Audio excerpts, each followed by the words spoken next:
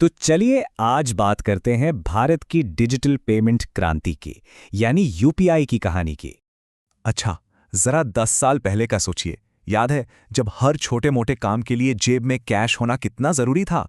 चाहे सब्जी लेनी हो, ऑटो वाले को पैसे देने हो या दोस्तों के साथ चाय पीनी हो, हर चीज के लिए नकदी चाहिए थी। मतलब पूरी इकोनॉमी की धड़कन ही कैश पर चलती थी। और आज की तस्वीर बिल्कुल अलग है। सड़क किनारे वाले चाय के ठेले से लेकर बड़े बड़े शॉपिंग मॉल तक बस एक छोटा सा क्यूआर कोड स्कैन करो और काम हो गया। करोड़ों भारतीयों के लिए उनका स्मार्टफोन ही अब बटुआ बन गया है। ये सिर्फ सुविधा नहीं है, ये तो सच में एक क्रांति है।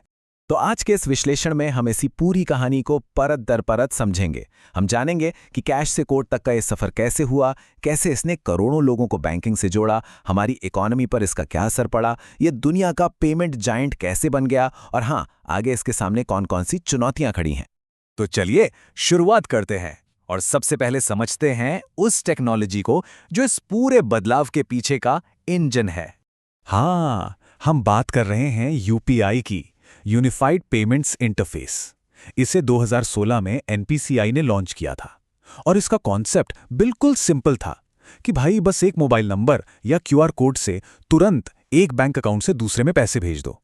कोई कार्ड की डिटेल डालने का झंझट नहीं, कोई वॉलेट में बार बार पैसे डालने की जरूरत नहीं, पैसा सीधा एक अकाउंट से दूसरे में। और देखिए, इसकी कामयाबी का राज ना इस एक लाइन में छिपा है। किसी को पैसे देना अब कोई बड़ा फाइनेंशियल ट्रांजैक्शन नहीं लगता। ऐसा लगता है जैसे बस एक मैसेज भेज दिया हो। यूपीआई ने पेमेंट को इतना आसान बना दिया, इतना ज्यादा आसान कि ये घर घर तक पहुंच गया।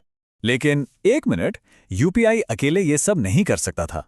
इसके पीछे एक बहुत मजबूत डिजिटल बुनियाद थी जिसे हम जैम ट्रिनिटी कहते हैं। जे यानी जनधन, जिससे करोड़ों लोगों के बैंक अकाउंट खुले, ए यानी आधार, जिससे हर किसी को एक डिजिटल पहचान मिली, और एम यानी मोबाइल, जिसने सस्ते डेटा के साथ मिलकर इस टेक्नोलॉजी को हर हाथ में पहुंचा दिया।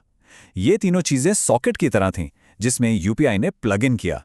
और ये सिर्फ भारत की कहानी नहीं है। आज दुनिया के कई देश इस मॉडल को एक मिसाल की तरह देख रहे हैं। तो अब बात करते हैं इसके सबसे बड़े और शायद सबसे गहरे असर की। कैसे इसने करोड़ों लोगों को फॉर्मल इकोनॉमी यानी औपचारिक अर्थव्यवस्था का हिस्सा बनाया। जरा इस नंबर पे गौर कीजिए, 53 करोड़। जी हां, जनधन योजना के तहत इतने सारे नए बैंक अकाउंट्स खोले गए। और इनमें से ज्यादातर लोग कौन थे? ग्रामीण इलाकों के लोग और महिलाएं, जिन्हें पहली बार फॉर्मल बैंकिंग सिस्टम से सीधे जुड़ने का मौका मिला। और ये सिर्फ अकाउंट खोलने की बात नहीं थी। असली कहानी तो इन आंकड़ों में है। जब लोगों ने यूपीआई अपनाना शुरू किया तो ग्रामीण इलाकों में बचत खाते का इस्तेमाल 34% बढ़ गया। और जो सबसे बड़ी बात हुई, लोगों की साहूकारों पर निर्भरता कम हुई। अनौपचारिक उधार में 53% की जबरदस्त गिरावट आई। और तो और महिला उद्यमियों की संख्या 42% तक बढ़ गई। ये सीधा सीधा आर्थिक आजादी और सशक्तिकरण को दिखाता है। लेकिन कहानी का एक और पहलू भी है। ये डिजिटल क्रांति हर जगह एक जैसी नहीं पहुंची है। अगर आप इस चार्ट को देखें तो तेलंगाना में एक व्यक्ति साल में औसतन 274 यूपीआई ट्रांजैक्शन करता है। वहीं बिहार में ये आंकड़ा सिर्फ 44 है, जो राष्ट्रीय औसत से बहुत कम है। तो साफ है कि डिजिटल लिटरेसी और इंफ्रास्ट्रक्चर का फर्क आज भी एक बड़ी सच्चाई है। अब आते हैं इसके दूसरे बड़े इंपैक्ट पर कि कैसे डिजिटल पेमेंट्स ने भारत की इकोनॉमी को फॉर्मलाइज करने में, मतलब एक व्यवस्थित दायरे में लाने में मदद की है। देखिए, पहले क्या होता था, देश की आधी से ज्यादा इकोनॉमी अनौपचारिक थी, मतलब ज्यादातर लेन देन कैश में, जिसका कोई हिसाब किताब, कोई रिकॉर्ड नहीं होता था। लेकिन अब हर डिजिटल पेमेंट अपना एक डिजिटल निशान छोड़ जाता है। इसकी वजह से इकोनॉमी का एक बहुत बड़ा हिस्सा अब रिकॉर्ड में आ गया है और अनौपचारिक सेक्टर 50% से घटकर 30% से भी कम रह गया है। और इसका नतीजा ये कि देश का टैक्स कलेक्शन अब जीडीपी की ग्रोथ से भी ज्यादा तेजी से बढ़ रहा है। जाहिर सी बात है, जब हर ट्रांजैक्शन का रिकॉर्ड होगा तो टैक्स की चोरी करना मुश्किल हो जाएगा। और इस बढ़े हुए टैक्स का मतलब है देश के विकास के लिए ज्यादा पैसा, चाहे वो सड़कें हों, स्कूल हों या फिर अस्पताल। तो चलिए अब भारत से निकलकर ग्लोबल स्टेज पर देखते हैं और समझते हैं कि यूपीआई असल में कितना बड़ा बन चुका है। एक बार इन नंबर्स को देखिए। 2016-17 में जहां सिर्फ 2 करोड़ ट्रांजैक्शंस होते थे, वहीं 2024-25 तक ये आंकड़ा 18,600 करोड़ तक पहुंच गया। 10 साल से भी कम में। ये ग्रोथ बस अविश्वसनीय है। और ये सिर्फ भारत की बात नहीं है। IMF के मुताबिक यूपीआई आज वॉल्यूम के हिसाब से दुनिया का सबसे बड़ा रियल टाइम पेमेंट सिस्टम है।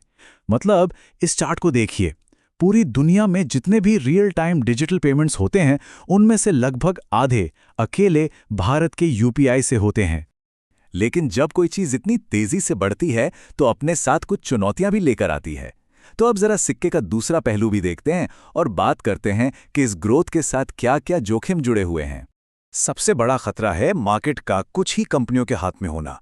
आप सोचिए, पूरे यूपीआई मार्केट का 80 से 85% हिस्सा सिर्फ 2 कंपनियों के पास है, फोन पे और गूगल पे। रेगुलेटर ने 30% मार्केट शेयर की एक लिमिट लगाने की कोशिश तो की है, पर उसे लागू करना अब तक बहुत मुश्किल रहा है। और भी चिंताएं हैं, जैसे सिस्टम पर बढ़ता हुआ बोझ। क्या हमारा इंफ्रास्ट्रक्चर हर दिन अरबों ट्रांजैक्शन संभाल सकता है? फिर है फ्रॉड का बढ़ता खतरा। पिछले 1 साल में ही पहचान की चोरी और स्कैम्स के मामले दुगने हो गए हैं। और हाँ, डिजिटल लिटरेसी का गैप भी एक बड़ी चुनौती है, ताकि इस दौड़ में कोई पीछे ना रह जाए। और इन सबसे ऊपर करोड़ों यूजर्स के डेटा की सुरक्षा, वो तो सबसे जरूरी है ही। तो कुल मिलाके भारत ने 1 अरब लोगों के लिए एक डिजिटल पेमेंट सिस्टम बनाकर दुनिया को एक रास्ता दिखाया है। ये दिखाया है कि एक खुला, सस्ता और सबके लिए काम करने वाला सिस्टम बनाना मुमकिन है। तो अब बड़ा सवाल ये है, क्या ये पैसे का भविष्य है? क्या यही मॉडल पूरी दुनिया अपनाएगी? ये एक ऐसा सवाल है जो आने वाले वक्त में बहुत मायने रखेगा।